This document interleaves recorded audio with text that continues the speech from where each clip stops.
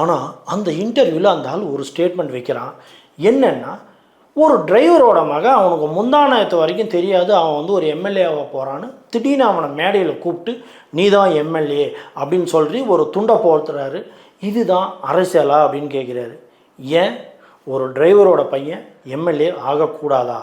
திரு பிரகாஷ்ராஜ் அவர்களே, உங்களுடைய திங்கிங் லெவலுங்கிறது இவ்வளவு தானா? எப்பயுமே சிஎம்மோட பையன்தான் சிஎம் ஆகணுமா? இப்போ எப்படி உதயநிதி ஆயிருக்காரு, அது கரெக்டாக? என்னையா அவன் உன் மேலே உள்ள மரியாதை எனக்கு போயிடுச்சியா? இவ்வளோ தான் அவனோட அரசியலா?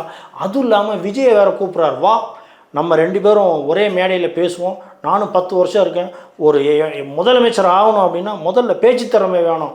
முதல்ல விஜயை கூப்பிட்றதுக்கு முன்னாடி நம்ம ஸ்டாலின் ஐயாவையோ இல்லை உதயநிதியவோ கூப்பிட்டு ஒரு மேடையில் நிற்க வச்சு பேப்பர் இல்லாமல் கண்டினியூவாக பேச சொல்லிடுங்க.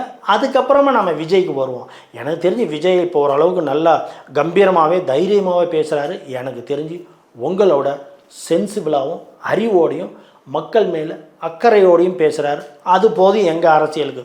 உங்கள் அரசியலை கர்நாடகாவோட நிப்பாட்டிக்கோங்க. எவ்வளோ ஒரு கேவலமான வார்த்தை!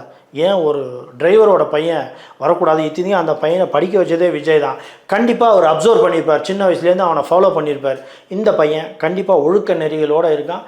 இவன் நம்ம பார்ட்டிக்கு இருந்தான்னா கண்டிப்பாக உறுதுணையாக இருப்பான், விசுவாசமாக இருப்பாங்கிற நிறைய கால்குலேஷன் வச்சு தான் விஜய் இதை செஞ்சுருப்பார். நீங்கள் நினைக்கிற மாதிரி உடனே அவனை மேடையில் கூப்பிட்டு அவனுக்கு ஒரு சால்வையை போற்றி நீ தான் எம்எல்ஏன்னு சொல்கிற அளவுக்கு ஏங்க, நீங்கள் ஒரு ஆஃப்டர் ஆல் ஒரு எம்எல்ஏ கேண்டிடேட்டுங்க. நீங்களே இவ்வளோ திங்க் பண்ணுறப்ப விஜய்ங்கிறவர் வந்து சிஎம், நாளைக்கு கிட்டத்தட்ட ஒரு பிரைம் மினிஸ்டர். அந்த ஆக்சுவலி அந்த கட்சி எல்லா இடத்துலையுமே இப்போ டெவலப் ஆக போகுது. எல்லா ஸ்டேட்லேயுமே அந்த கட்சிக்கு வேறு வேறு லெவலில் போக போகிறாங்க.